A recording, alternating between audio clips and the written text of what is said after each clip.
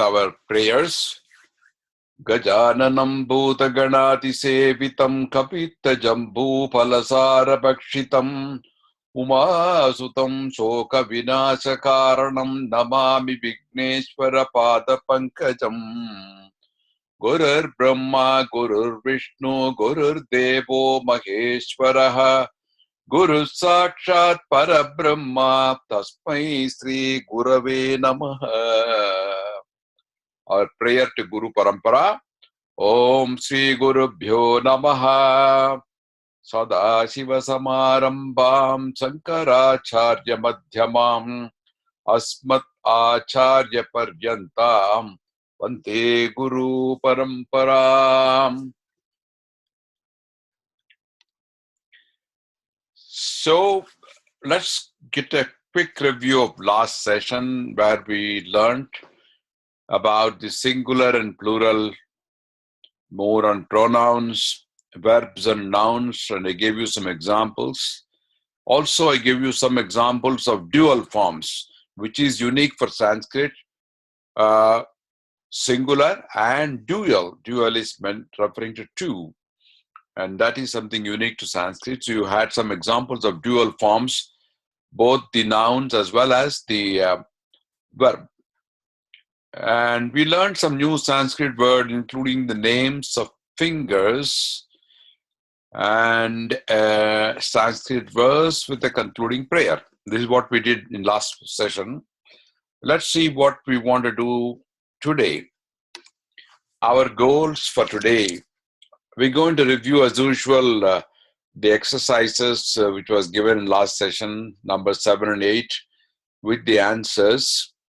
And once you start those answers, you will know where you have gone wrong. Okay? And you will learn today some usage of common words, asking a simple question, for example. And I'm going to tell you something very fascinating about Sanskrit. You learn something about prefixes and suffixes. Suffixes to nouns. Prefix means one you attach before a word. Suffix means one you attach after the word. Present and past tenses.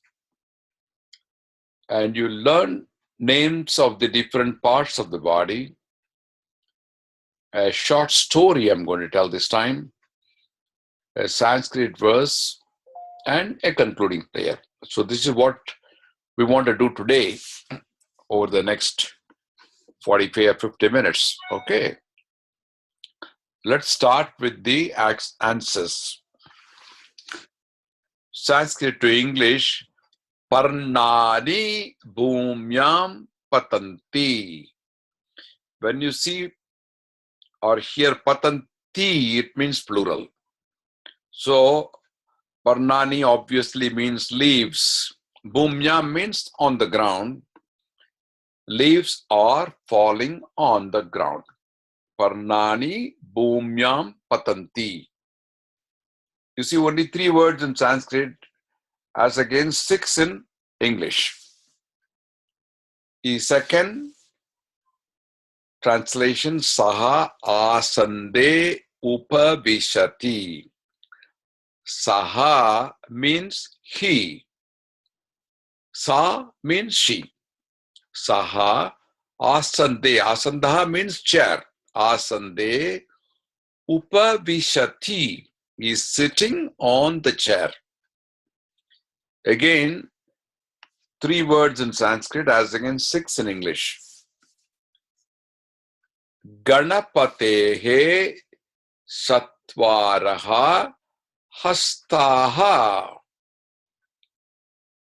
Now, when you say Ganapatehe, it means Ganapati has. It is a vibhakti. When you say Ganapatehe, it means Ganapati has. Chatvaraha means 4. Hastaha, hands, plural. Ganapatehe satvaraha hastaha. When you say aha, it becomes plural. Hasta means singular. Hastaha means plural. Vaidyaha rugnaya aushadam yachati. Vaidyaha means doctor. Even in other languages in India, we say Vaidya. Vaidyaha. Rugna. Rug is relating to a disease. Rugnaya means sickness or sick person. One who has a sickness or a patient, you call it in English. Aushadam is medicine. Yachati gives. Vaidyaha rugnaya aushadam yachati. The doctor gives medicine to the patient or a sick person. Guravaha lekanya alikan. Guravaha is plural. Guru is singular. Guravaha is plural. The teachers. Lekanya again plural. Pens. Alikan, write with. So the teachers write with pens. I think you got them correct. Let's see the next one. They too are devotees. You got it correct. Etau bhaktaha staha. When you get the tau, it means it is dual. That's a clue. Etau, they too. Bhaktaha, plural. To dual. Bhaktaha staha are. They too are devotees. Consult or see a doctor. Vaidyam. Pashyatu. Pashyatu means see a doctor. It also can be considered as consult a doctor. Bring 2 chairs. Bring 2 chairs. 2 means dve, but you don't have to really say dve. If you say asandau, asandaha is chair. Asandau means 2 automatically. Asandau, anaya, bring it. Bring 2 chairs. Give him daily paper. Daily paper is Dinapatrika. Tasmai dehi. Tasmai dehi. Dehi means to give. Give him daily paper, newspaper. Where is your key? Your key. Your is tava. Kunchika is key. Tava kunchika. Kutra asti. Kutra is where? Asti. Where is your key? Is translated to Tava kunchika kutra asti. So you got all the answers, and I think most of them you got it correctly, except some minor mistakes, but it doesn't matter. You made a very good attempt, and I see that you are writing your Devanagari script very nicely, and that is very good. You have learned how to write Devanagari, and you are really making very good attempt at solving these questions. Okay, let's go further. Again, we want to learn how to use common words. Aham. Aham means I. Mama is mine. Mama. Mama pustakam. It means my book. Aham patami. I am reading. Aham patami. Masculine gender. You want to give a respectful you who say Bhavan. Bhavan is a very respectful way of addressing somebody. Bhavan kaha. If you want to ask a question, who are you? You have to ask with the respect, Bhavan kaha. Especially to a stranger, you don't know him. So you ask, Bhavan kaha. Who are you? But if that happens to be a girl or a lady, You don't say Bhavan, but you say Bhavati. There is a difference because in English you can say you for both genders, but in Sanskrit you can't. When you have to address a man or a boy, you say Bhavan, but when it is a feminine gender, you say Bhavati. You say Bhavati, not Kaha, Bhavati Ka. Who are you? So it depends to whom you are asking this question. Bhavan Kaha, to a masculine person. Bhavati Ka, who are you? Bhavati Katam Asti, how are you? You can say Bhavan Katam Asti also, equally okay. Bhavati Katam Asti, how are you? So very simple words, and you can use it to ask somebody, who are you? Bhavan Kaha or Bhavati Ka? Bhavan Katam Asti, Bhavati Katam Asti. Okay, very simple usage. Asking a question again. When you want to ask a question, usually you add the word va to a sentence. It turns it into a question. If you want to answer as yes, you say am. If the answer is no, you say na. In some languages in India, like Tamil, you say am. Am means yes. And you see there is a similarity in na and no in English. Na means no. So in Hindi, as well as Hindi, you say nahi. In Gujarati, you say na. So many Indian languages are following na, and English, you say no. So let's see a question like Saha Shiva Va. If you say Saha Shiva, he is Shiva. Saha Shiva Va. You add that Va, it means is he Shiva? It becomes a question. Saha Shiva Va. Is he Shiva? If you say yes, then you say Am Saha Shiva. Yes, he is Shiva. If you say no, he is not Shiva, then you say Na Saha Shiva Na. No, he is not Shiva. You add na either end. Na Saha Shiva Na. First na means no, then it means he is not Shiva. Okay. Sanskritam Madhuram Va. The question is Sanskrit sweet? Sanskritam Madhuram Va. If you say yes, you say Am Sanskritam Madhuram. Yes, Sanskrit is sweet. Sanskritam Madhuram Va. Am Sanskritam Madhuram.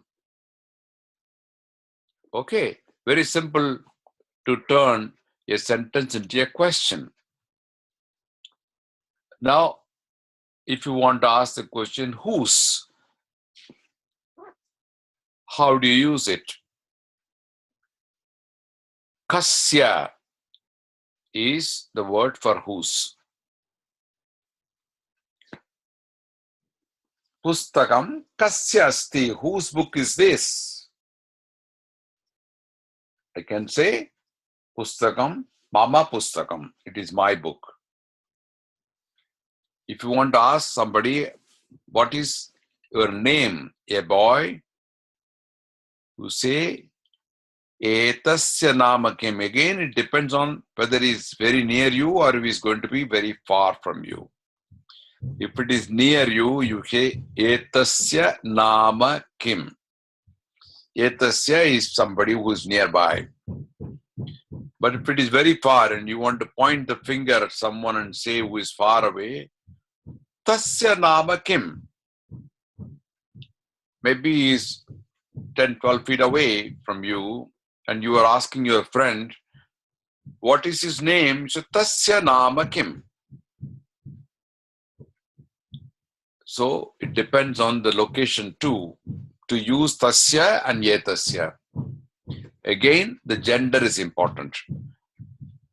If it is a feminine gender, you say etasyaha nama kim.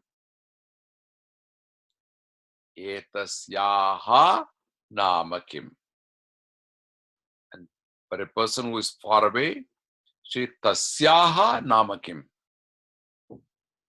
So you get the words etasya tasya for masculine gender, for near and far, and etasyaha tasyaha for near and far feminine gender.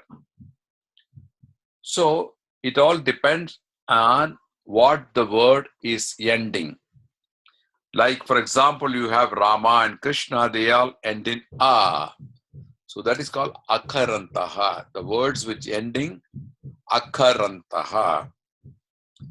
There we use Ramasya, Krishnasya. The word is simple. Those which end in a, you say asya, add up to the name Ramasya, Krishnasya. Okay. The same if it ends in a, for example, like Sita or Gita. There, to say whose is Sitayaha, Gitayaha. It depends on how the word is ending. For example, Ramaha Kasya Putraha, whose son is Rama. Ramaha Kasya Putraha, whose son is Rama.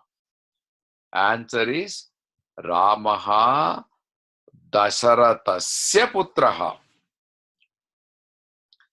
Dasharatha is ending in a. So you can Dasharathasya Putraha. You can also, if you want to say, Sitayaha Pati Ramaha. Sita's husband is Rama. You don't say Sitasya, but you say Sitayaha. Because Sita ends in a. So Sitayaha Pati Ramaha. Also, there are some words which end in E. Like, for example, Parvati, Nadi, Vishali, and so on. They are ending in E. So, they are called Ikarantaha. There, the use of whose is somewhat different. Like you say Parvati, Parvatyaha. Parvatyaha means of Parvati. Pati Shiva. Shiva, Parvati's husband is Shiva. Nadyaha, of Nadi.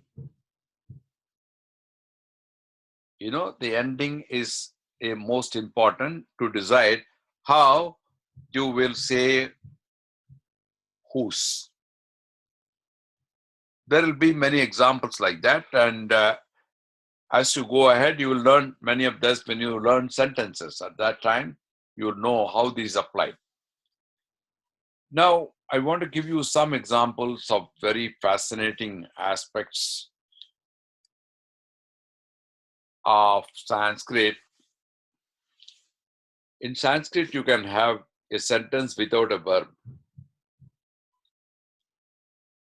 Like we saw earlier in the slide, you remember? There was no verb, but yet Bhavan Kaha,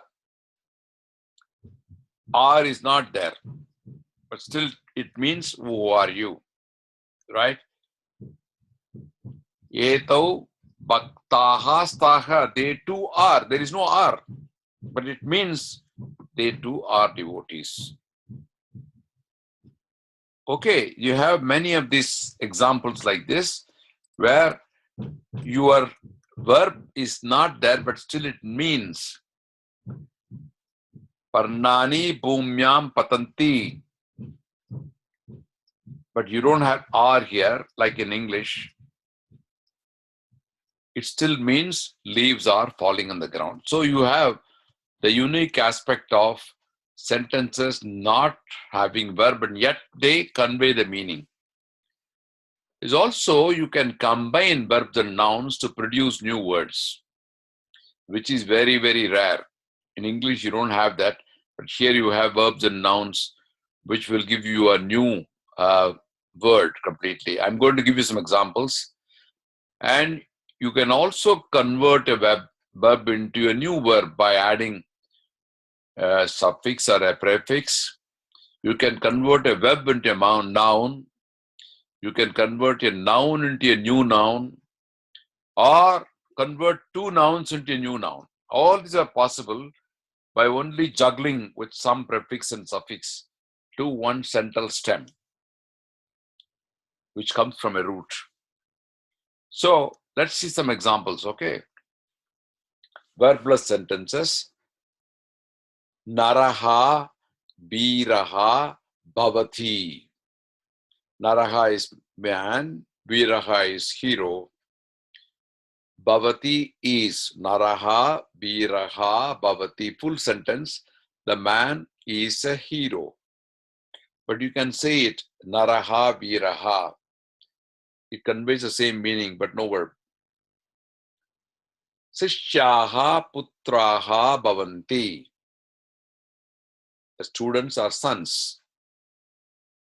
You can say Sishyaha Putraha.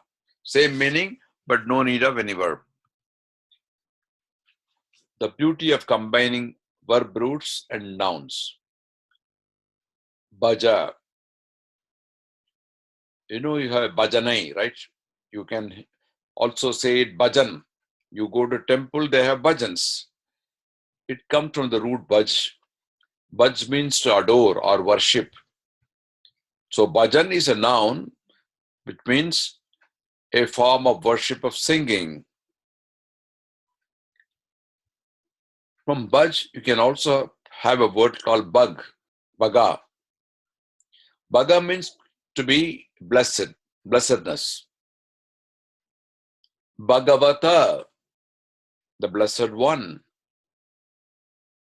Bhagavata, concerning the devotee.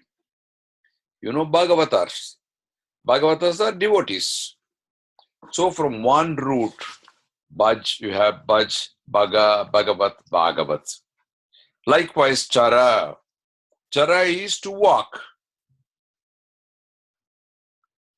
Aham charami, I walk. Saha charati, he walks.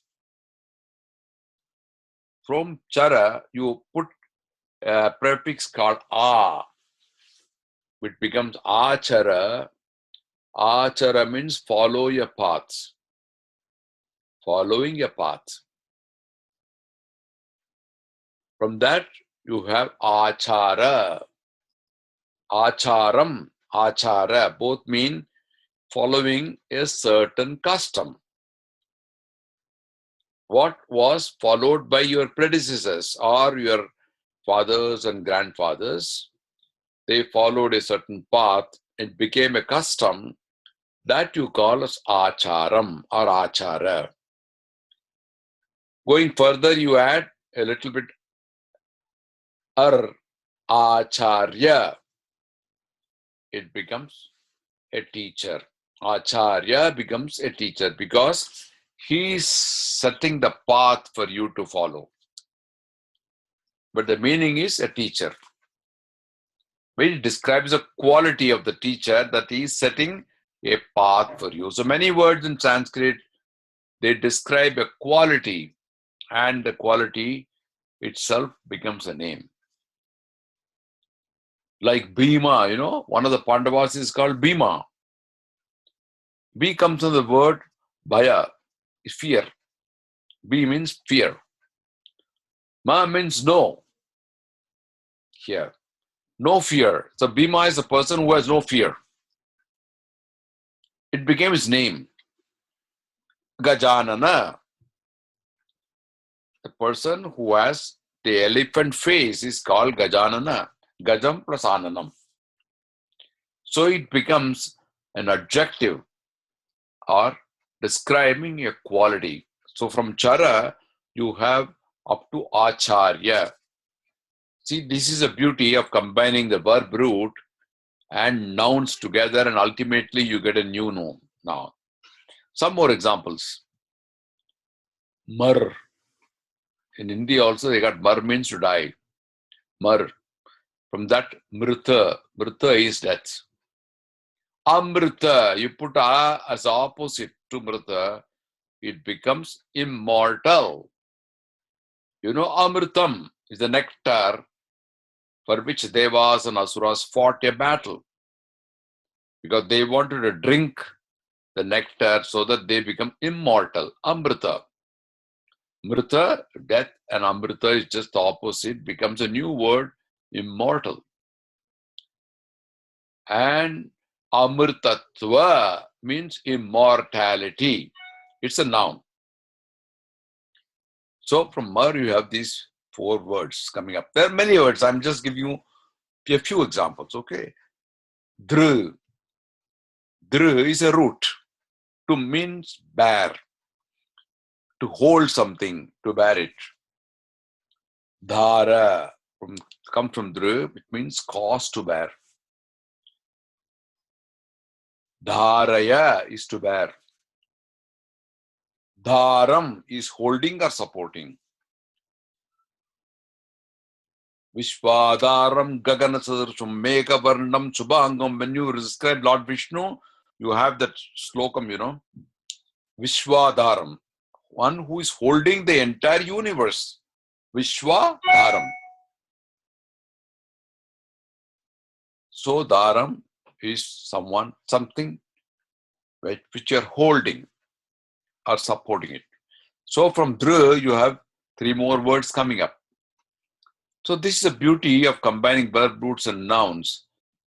Also, you have expansion of words from one single word and it becomes a description or an adjective or a quality.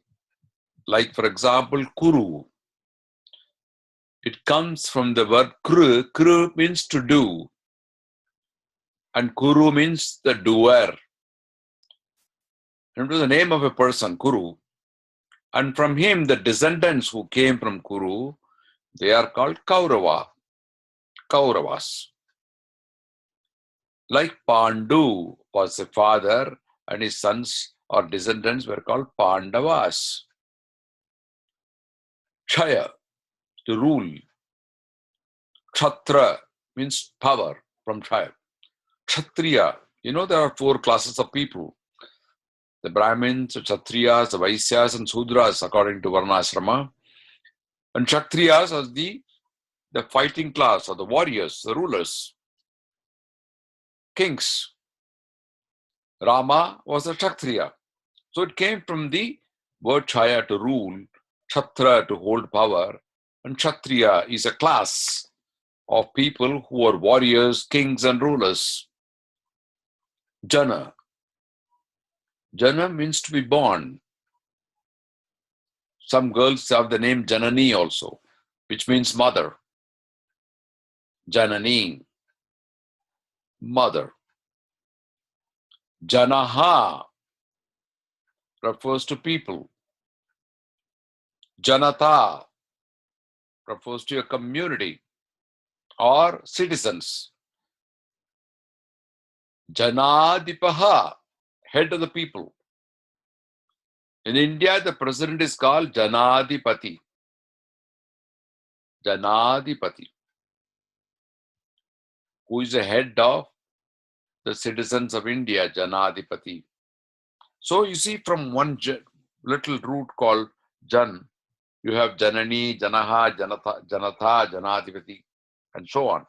So the words get expanded just from a little root, and then they keep on adding more, and then it gives you new meaning altogether. That's another beauty of Sanskrit. Verb to noun. I want to give you some example. Lab Lab means to get or obtain. The noun derived from this is called labha. Labha means profit or gain. You see some merchants, if you go to some jewelry shop, they have a safe. They would have written Shubha and Labha on that. Because the businessmen want to do business for profit. So it derived from the word labh, become labha, profit or gain. In many Indian languages, labha is very commonly used. Mana. Mana is to think. It's a quality given by the God only to human beings. And from man, you have mana, mind. In fact, I think the English word man is coming from here. Man is coming from man. You see, here man, we have written it M-A-N, which means man, which refers to a human person who has a quality, unique quality of thinking. Animals don't have it. Man, think, mana. Also manusha, one who thinks, a man, manusha. So, from man, you have many of these words coming. Abhimana. These are all derived from the root man. Nind. Nind is to despise or hate or not like somebody. The noun is nindana, which is hate. Nindana. So you have many such examples where the verb gets converted into a noun by simple expansion. Now, prefixes and suffixes, we have a lots of prefixes and suffixes which change the meaning. About 20 different verb prefixes are there. But 4 are very commonly used, most commonly used. I'm going to give you these 4. The first one is called some, which means with, together, completely or absolutely. Like Sankaran, the name of a person. Shankaracharya, Shankaram. Some is good here combined with karam to do. One who does well. So the good quality is with some and kara together. They join together and then becomes one who does good things. Sangam. When 2 rivers join together, like Triveni Sangam you have, where the 3 rivers are supposed to join together, that is called Sangam, Sam and Gam, which becomes a confluence.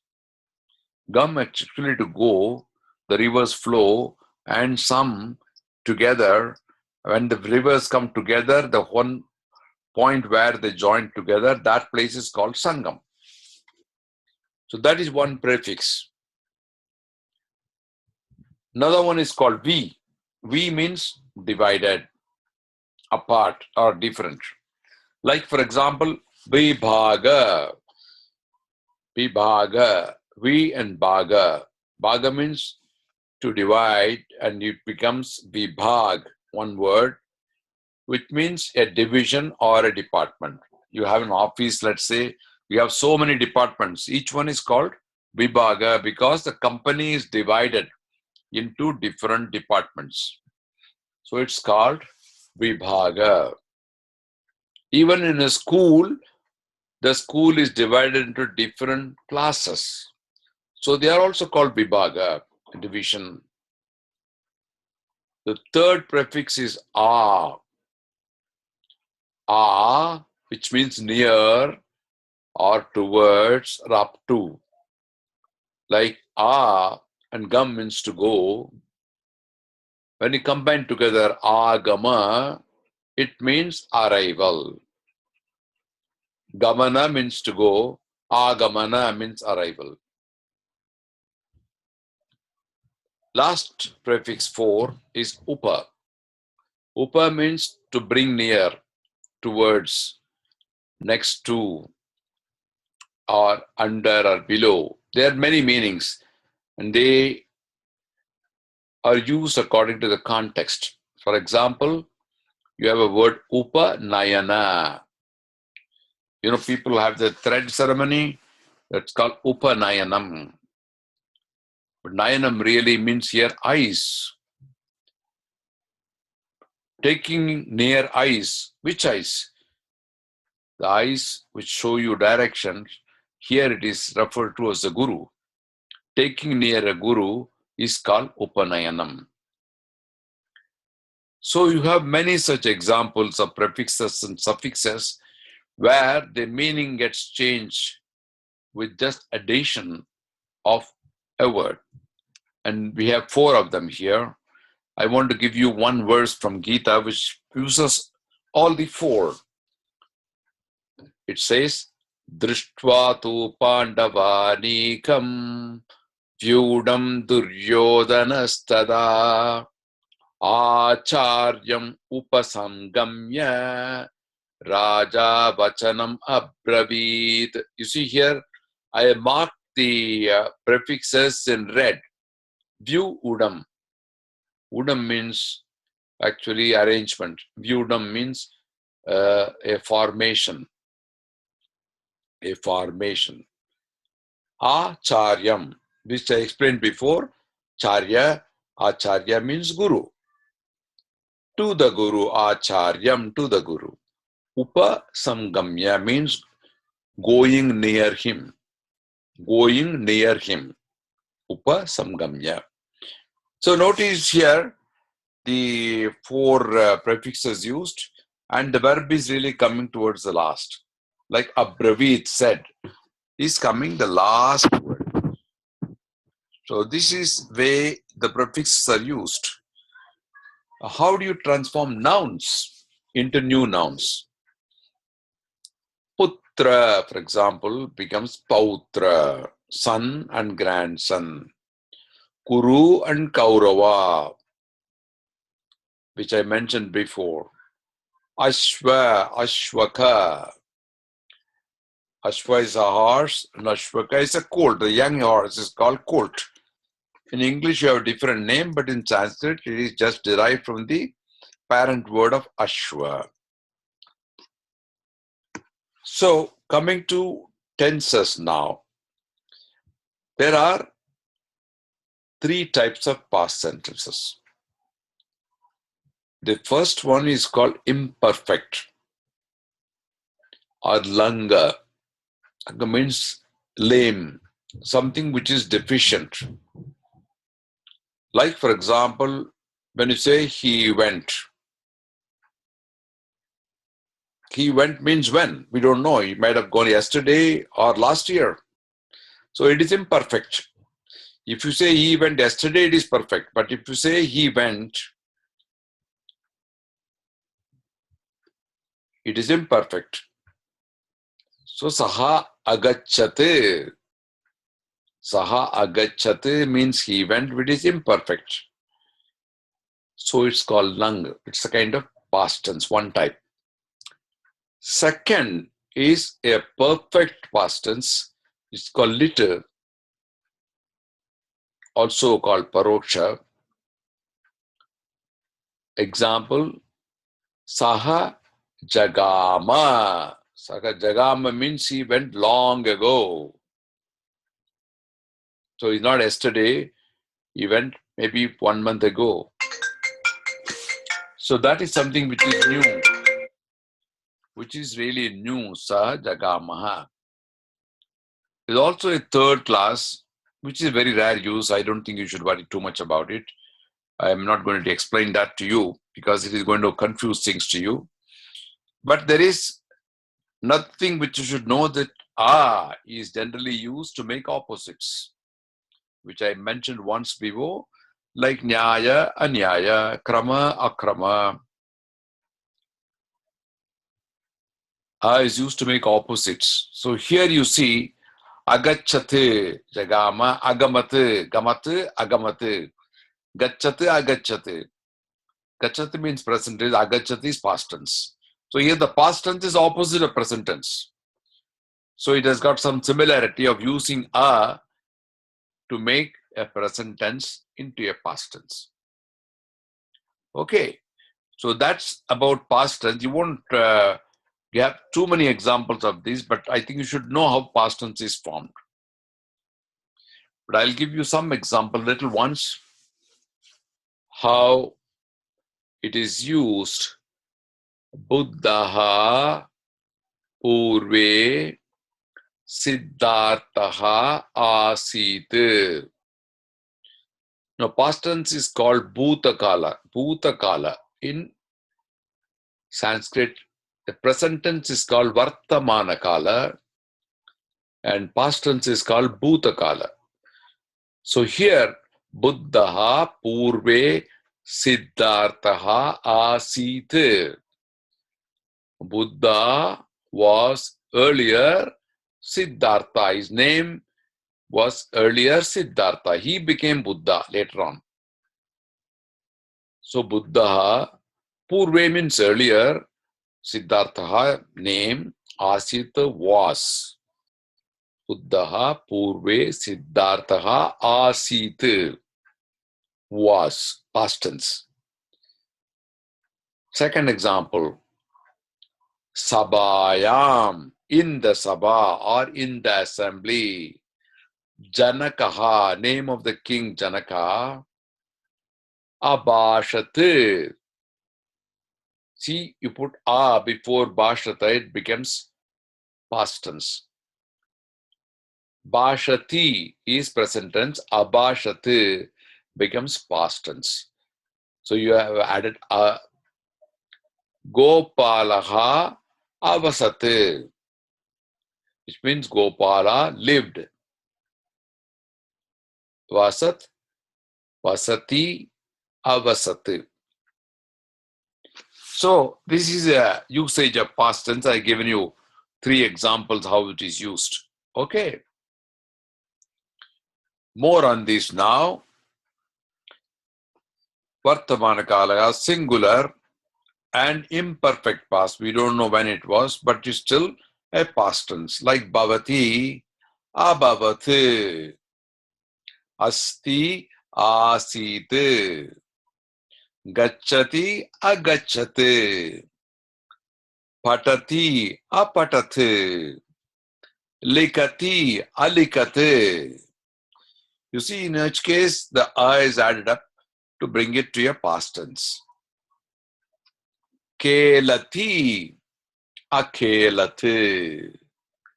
Kadati means eating, eats. Kadati. Saha kadati, he eats. Akadat means ate. Vadati, to speak. Avadat, spoke. We saw it earlier. Avadat, right?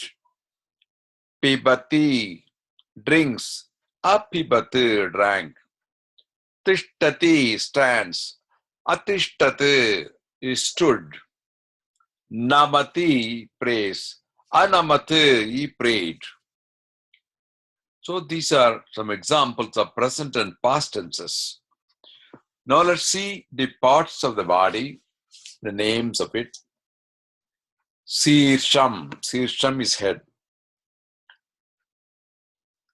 There is a Purusha Suktam which says, Sagasra Sirsha Purushaha Sagasracha Sagasrapat. Sagasra Sirsha means 1,000 heads.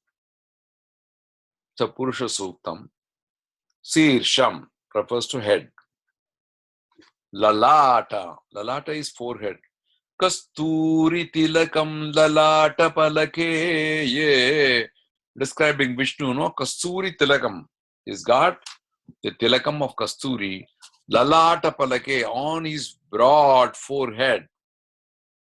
In the broad forehead, he has got the tilakam, Kasturi tilakam. Lalatam.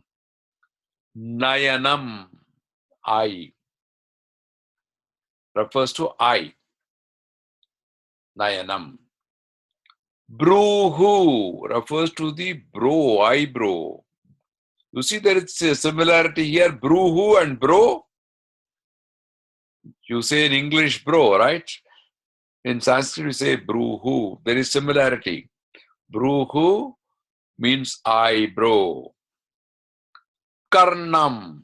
Karnam refers to ear. Singular. Karnam. Karnani means plural. Karnau means two. Karnau. Nasika. Here also you find a little similarity. Nasika and nose. You see that? Nasika and nose. Both start with N. Nasika, nose. Adaram. Lips. Adaram. Refer to the lips. Jihwa refers to the tongue. Jihwa. Dantaha refers to the tooth. Dantani, teeth. You see here also you find some little similar. Dantaha and dental. You say in English dental, right? Dantaha, dental. Karaha, hand. The hand is called Karaha. Okay.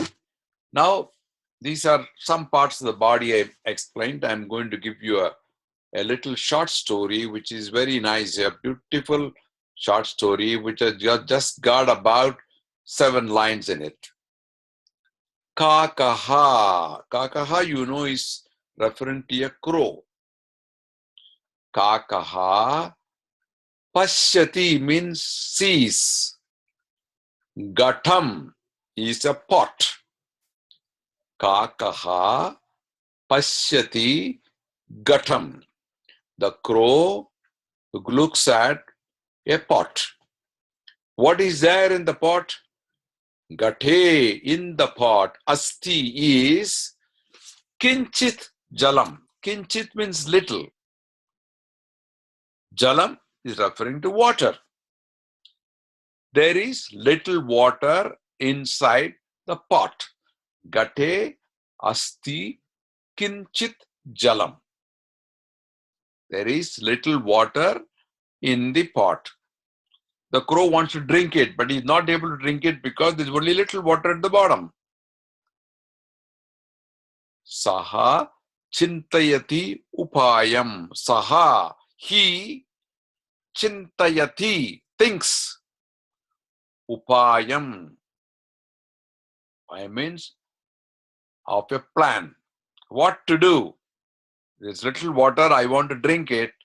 So what should I do? Saha chintayati upayam. Thinks hard. Saha Pashana kandan shipati kate. Pashana means rock. There is a place called Pashan near Pune because it's got many rocks around. The name itself is Pashan. It's got many rocks. Kandan means break, pieces. Pieces of rocks are what? Stones. Saha Pashan kandan shipati kate. Gate. Gate means inside the pot. So he goes around, picks up little stones. Pashana kandan. Chipati puts it inside the pot. Chipati gate. Chalam agachati upari. The water comes up. Upari, up. You see, up and up. In English also, you put UP, but if you really pronounce it correctly, it means yup. But you don't say yup, you say up. Here it is upari, UP, upari. So the water, because you put stones inside, the water comes up. So jalam agachati upari. So once the water comes up, what does the crow do? Kakaha pibati jalam. Pibati, present tense, drinks. The crow drinks the water, jalam. Cha, and. Cha means and.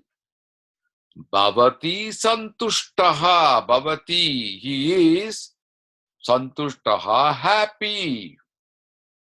He is very happy because he drank the water. He was very thirsty and he could drink the water by his plan of putting stones inside the pot, and the water came up. Agacchati upari jalam. Kakaha pibati jalam. Cha bhavati santushtaha, very happy. And there he flies away. It's a nice, beautiful short story. Only about 7 sentences, but you can see the words are very simple, easy to follow. Okay. A nice verse. Namanti Foligno vriksha, namanti gunino janaha. Shushka kashtascha murkascha na namanti kadachana. Namanti is actually bowing down. You say namaskaram, right? You bow down. So, namanti Foligno vrikshaha. Foligno means fruits, laden with fruits. Vrikshaha is tree, a branch. A branch of a tree which has lot of fruits, like you see in the picture, bananas, hundreds of them. They're heavy and therefore the tree branch bends like this. Namaha, namanti. Namanti gudino janaha. Those people with good qualities, they also bow down. Namo namaha, you say, namanti gudino janaha. But murkaha means fools. The unwise people, they are like who, what? They never bend. Like shushka kartacha, dry log, or the dry bamboos you see in the picture. They never bend. They only get broken. So the moral of this is, like fruits laden branch bends down, the good people, the wise people also bend down and are flexible. Whereas the fools, they never bend down and they are like dry logs of wood. So 2 lines, it's a nice verse. Let's go to the concluding prayer, which is on Gajanana. Agajanana Padmarkam, Gajanana Maharnisham, Anekadantam Bhaktanam, Ekadantam Upasmahe. You see, it's rhymed so beautifully. You have Agajanana Padmarkam and Gajanana Maharnisham. You have the word Gajanana twice here, but they have different meanings. Here, Agajam means Agajana, one who is born out of, Agam means actually the muddy waters, Agajan. Padmarkam, like a lotus which is born out of that. Gajanana Maharnisham. When the mother Parvati looks at her son, Maharshi is very happy, mighty happy, like the lotus. Padma Arkam. Arkam means referring to Suryan, sun. The lotus blooms when it looks at the sun. Like that, the mom Parvati, she is very happy and she's blooming his smiles when she looks at Gajanana, her son, who has got the elephant face, Gaja Ananam. She always very happy to look at him like a lotus blooming when it looks like the sun. Agajanana Padmarkam. Anekadantam Bhaktanam. Dantam here means not teeth, but giving. Anekadantam means giving lot of boons to Bhaktanam, to devotees. One who gives a lot of boons to the devotees. So Anekadantam Bhaktanam. Ekadantam, here it is referring to the tusk. See, the meanings of dantam in both cases are different. One is giving, another one refers to the tusk. Like earlier, Gajanana have two meanings, one with an elephant face, the other one is the lotus which is coming up from the muddy water, Agajanana. Ekadantam upasmahe. To that one tusked person, I am offering my salutations. It's a prayer to Lord Ganesha. Agajanana Padmarkam Gajanana Makarnisam Anekadantam Bhaktanam Ekadantam Upasmahe. So beautifully rhymed, but you have different meanings for same word. It looks like, but if you split up, there are too many sandhis here, joined up. And if you split up each word separately, you get the meaning correctly. So this is only a sample of a prayer. You have many such prayers. And each prayer is so beautiful. Somebody has composed it and you find it very, very interesting to learn many new words in Sanskrit by these kind of prayers. Okay, with that I'm going to the next slide, which is the end of session 8, and I'm going to give you the exercises 9 and 10, which covers some of the things which he taught in today's session. The exercise 9 has got 5 sentences, Sitayaha Patihi Ramaha, which we talked about in one of the slides. Bala Nrityanti, Patami Sanskritam Nityam, Nadim Samaya Vasamaha, Sabhayam Mantri Abhashat. Similarly, English to Sanskrit, you have 5. Where is your home? Question. All are questions because we taught about questions this time. Where do lions live? Is Sanskrit sweet? Very easy. Whose son is Rama? Again, another easy question. What is his name? To someone who is near.